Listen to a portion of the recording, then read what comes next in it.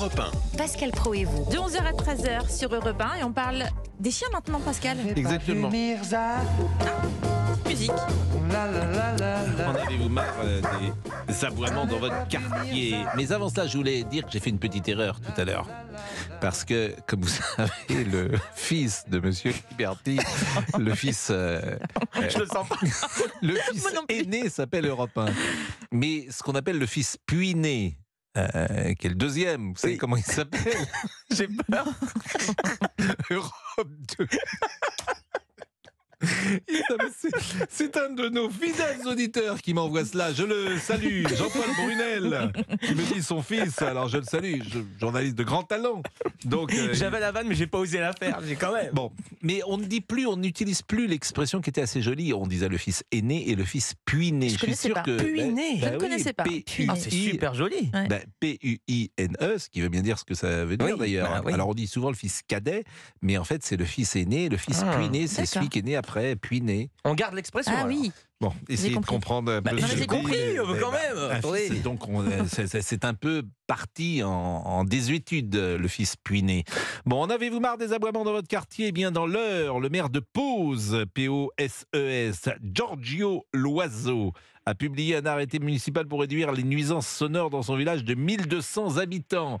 Dans le détail, l'arrêté mentionne qu'il est désormais interdit de jour comme de nuit de laisser un chien dans un enclos sans que son gardien ne puisse à tout moment faire cesser ses aboiements prolongés ou répétés. Le maire précise que sa démarche est avant tout pédagogique. Faut-il laisser nos chiens aboyer tranquillement? Ça vous dérange plus que les bruits de tondeuse ou de musique?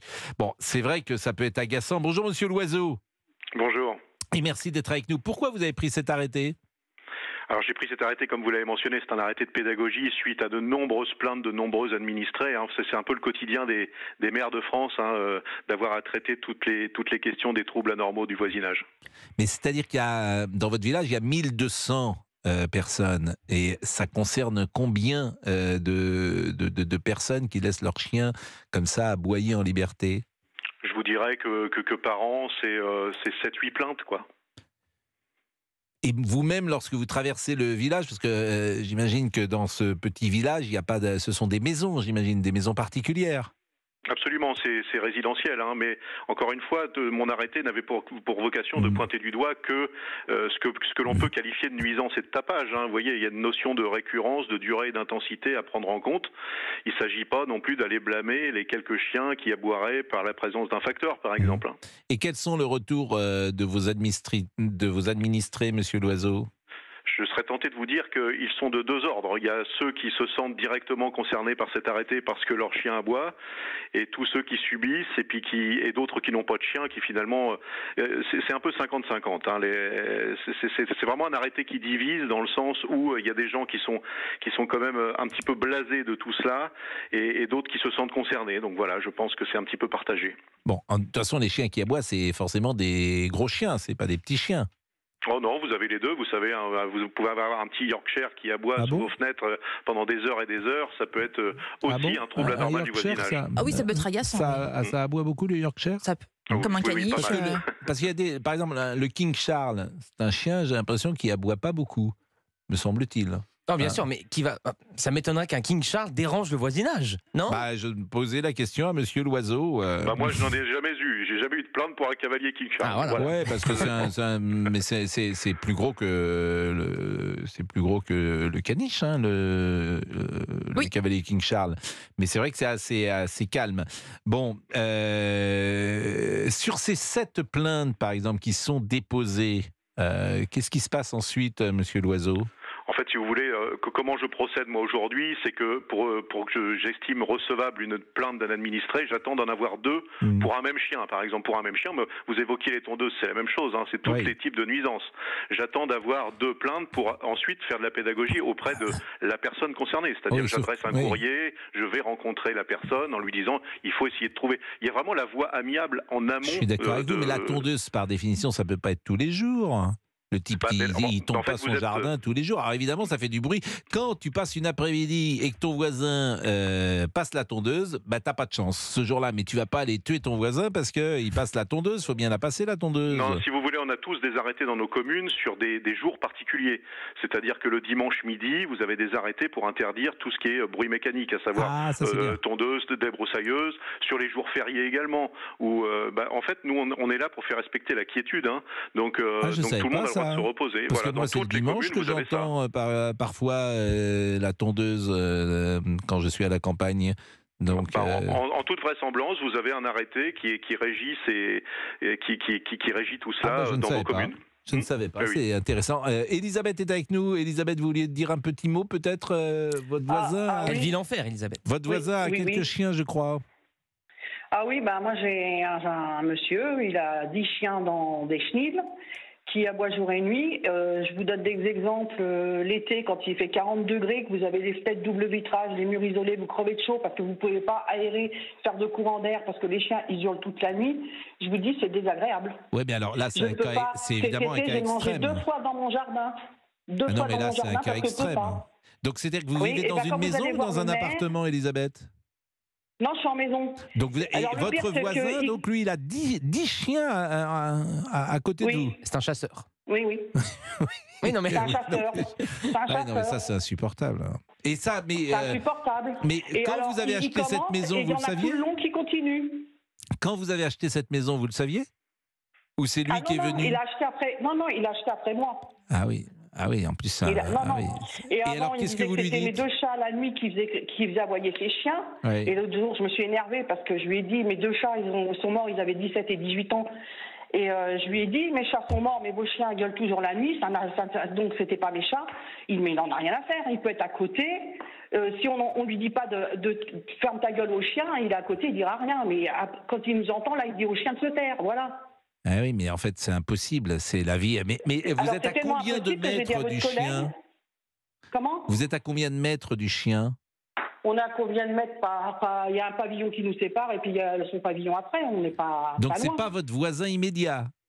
Non, c'est Donc- le deuxième. Donc, j'imagine que votre voisin immédiat, il est dans le même état que vous. Ah bah non, lui il a pris 2 chiens qui font pareil, donc... Ah bon. Ça fait Moi 12. j'ai 2 boules de français, j'ai 2 boules... Vous habitez dans un mais, chenil, en fait. mais eux ils sont pas enfermés, ils sont en liberté dans le jardin.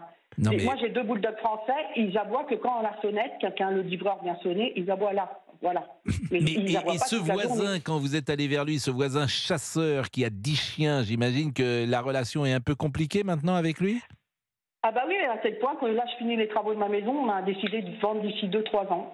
On finit les travaux, on s'en va. Mais le rapport personnel que vous avez avec lui, vous arrivez Il y en à a une aucun. sorte de courtoisie ou c'est explosif? Non, il n'y en a aucun. Non. Puis moi, je veux plus rien avoir à faire avec lui, c'est bon.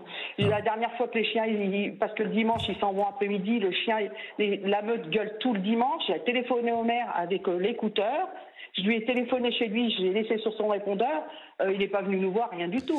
Monsieur le maire Loiseau, par exemple, Giorgio Loiseau, là, on est quand même dans un cas extrême, monsieur Loiseau. Vous n'êtes évidemment Non. pas le maire de cette commune, mais je comprends cette dame. Qu'est-ce que vous voulez que je vous dise? Je comprends cette dame. Mais que faire? Parce que, en fait, j'ai l'impression que dans ce cas-là, il n'y a pas de solution. Parce que le chasseur, il ne va pas tuer ses chiens. Des chiens, 10. Ah non, ça puis fait... c'est pas la faute des chiens. C'est pas la faute des chiens, c'est la faute des maîtres. Mais oui, mais comment des chiens, ça aboie?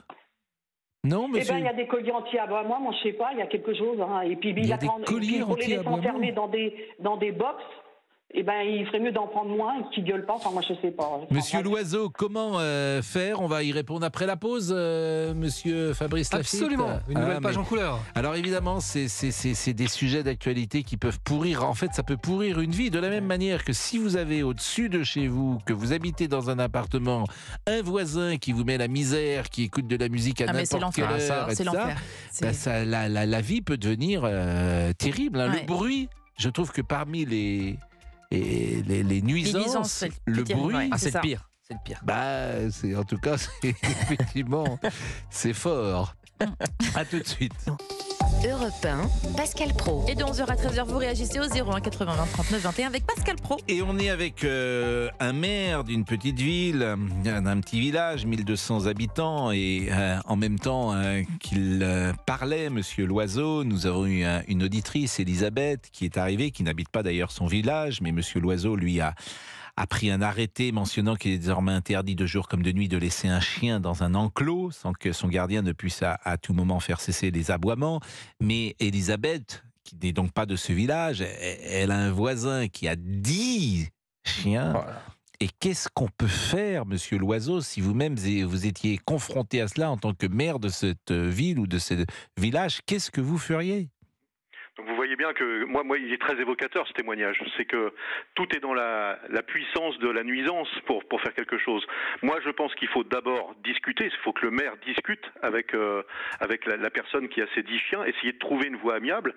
Après, il y a ce qu'on appelle les conciliateurs de justice qui doivent aussi arriver pour essayer de faire la médiation. Et ensuite, quand ça ne veut pas, parce qu'il y a certaines personnes avec lesquelles ça ne veut pas, et ben c'est les autorités compétentes. C'est-à-dire que c'est le tribunal civil qui doit opérer. Hein. Voilà, c'est une nuisance. Mais comme il une va autre. opérer comment ? Qu'est-ce qu'il va faire, le tribunal civil ? Qu'est-ce qu'il va faire ? Il va juste demander des peines, etc. Mais c'est aussi ça. Moi, je trouve que c'est la nuisance. Mais je suis complètement d'accord avec vous. Et vous voyez, on évoquait le fait que cette dame était là avant les chiens.